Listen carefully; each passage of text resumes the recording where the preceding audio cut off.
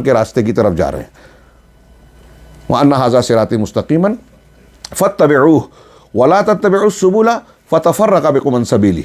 ہاں اگر اس کے علاوہ راستوں کی تم پیروی کرو گے، سنت کو چھوڑ کر اللہ کے رسول صلی اللہ علیہ وسلم کے متعینہ صراط مستقیم سے ہٹ کر اگر دوسرے راستوں کو اختیار کرو گے تو وہ تم کو اللہ کے راستے سے جدا کر دیں گے، ہٹا دیں گے.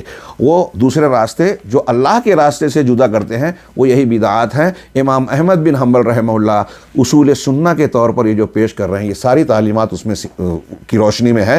وہ یہ کہ ہم کو اگر اسلام کی بنیاد پر قائم رہنا ہے، سچے راستے پر گامزن رہنا ہے، تو صحابہ کرام کے طریقے پر تمسک کی جائے، اس کے اقتداء کی جائے. اور اس پر تمسک اور اقتداء اس وقت پورا ہوگا جب ہم اس کی ضد یعنی دین میں نئے نئے اصول، ضابطے، عمل، عبادات، جتنی بھی بدعات ہیں سب کو پورے طریقے سے ترک کر دیں. چنانچہ اس کی وضاحت کرتے ہوئے کہا کہ دین جب مکمل ہے تو اس میں کسی اضافے اور زیادتی کی گنجائش نہیں ہے. فما يحتاجه العباد في حياتهم ومعادهم قد بين الله لنا بیانا شافیا. مزید اس بات کی توثیق کر رہے ہیں کہ بندے اپنی حیات و معاد میں یعنی دنیا اور آخرت کے امور میں جن چیزوں کی حاجت رکھتے ہیں، انسانوں کو جس کی بھی ضرورت ہے دنیا اور آخرت میں کامیابی کے لیے، اللہ رب العالمین نے ہمارے لیے بیان شافی یعنی اطمینان بخش چیزیں اس میں بیان کر دی اپنی شریعت میں. کسی چیز کو تشنا نہیں چھوڑا، کسی چیز کو ادھورا نہیں رکھا. اور خاص طور سے علامہ ابن ابلیز نے شرح العقیدۃ الطحاویہ کی شرح میں ایک جملہ لکھا، اس کو وہ جملہ یاد آ رہا ہے، میں اس کا مفہوم بیان کرنا چاہ رہا ہوں. انہوں نے کہا کہ اللہ تبارک و تعالیٰ نے دین کو مکمل کیا اور بطور خاص اصول دین کو یعنی عقائد کو انتہائی واضح، صاف اور شفاف انداز میں پیش کیا. عقائد کے باب میں اللہ تبارک و تعالیٰ نے کسی کی رائے، کسی کے ذوق، کسی کے مزاج، کسی کے اجتہاد کا ہم کو محتاج نہیں رکھا. اگر کوئی شخص دین کی بنیادوں اور عقائد کی باتوں کو، جس کو ہم ایمان بالغیب سے بھی تعبیر کر سکتے ہیں کہ غیب کے امور پر یقین رکھنا ہے، ان چیزوں کو صحیح ڈھنگ سے جیسے اللہ چاہتا ہے اگر ماننا ہے، اس کو اختیار کرنا ہے، تو اللہ تبارک و تعالیٰ کی کتاب اور رسول اللہ صلی اللہ علیہ وسلم کی سنت کافی ہے. یہ عقائد کی باتیں یہاں قیاس اجتہاد کی گنجائش بھی نہیں ہے.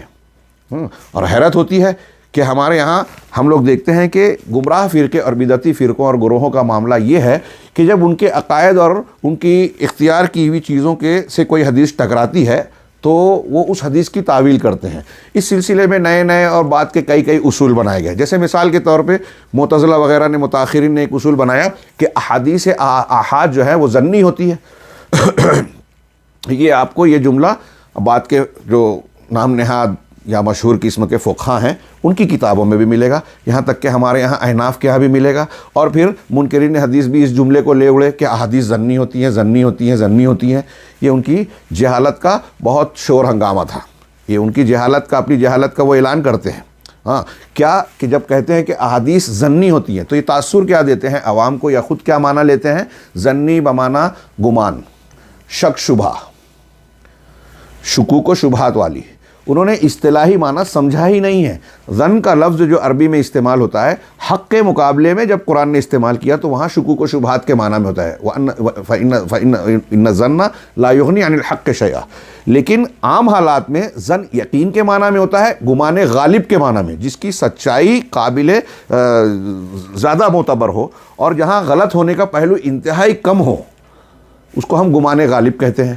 دلیل قرآن میں ہے الذین یظنون انہم ملاقو ربہم. یہ مومنین کے بارے میں، جنت میں جانے والوں کے بارے میں قرآن میں کہا کہ جو یہ ظن رکھتے ہیں کہ وہ اپنے پروردگار سے ملنے والے ہیں.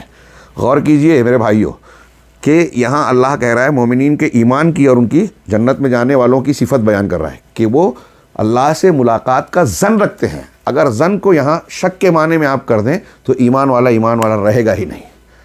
آپ لا الہ الا اللہ یا ایمان کی شرطیں پڑھیے تو اس میں دوسرے نمبر پر علم کے بعد بعض لوگ پہلے نمبر پر ذکر کرتے ہیں کہ یقین ہونا چاہیے. یعنی لا الہ الا اللہ پر یقین ہو. یقین ضد ہے شک کی. اگر شک آ گیا تو یقین نہیں رہا، اور یقین اگر نہیں رہا تو ایمان کی شرط ہی نہیں پائی گئی. جس کے یہاں ایمان کی شرط ہی نہیں ہوگی، تمام اہل علم کہتے ہیں کہ اس کا لا الہ الا اللہ اللہ کے یہاں معتبر ہی نہیں ہوگا، مقبول ہی نہیں ہوگا. اب جو شک کرتا ہو ایمانیات میں، جب اس کا ایمان ہی صحیح نہیں ہے تو وہ مومن اور جنت میں کیسے جائے گا؟ مومن کیسے ہوگا؟ تو یہاں الذین یظنون انہم ملاقو ربہم کا ترجمہ آپ دیکھیے تمام مفسرین کیا کرتے ہیں، اس کا معنی کیا بتاتے ہیں. جو یقین رکھتے ہیں کہ وہ اپنے پروردگار سے ملنے والے ہیں. یہاں یظنون کا ترجمہ کرتے ہیں یقین زن سے بنا ہے. تو یہ بات اچھی طرح سمجھیں، ہمارے موضوع سے تھوڑی سی ہٹی ہوئی بات لگ رہی ہے، لیکن بدعات کے لیے راستہ کھولنے اور حدیثوں کا یا سنت کا انکار کرنے. ہمارا پہلا جملہ تھا کہ اصول السنت عندنا التمسک بما کان علیہ اصحاب رسول اللہ.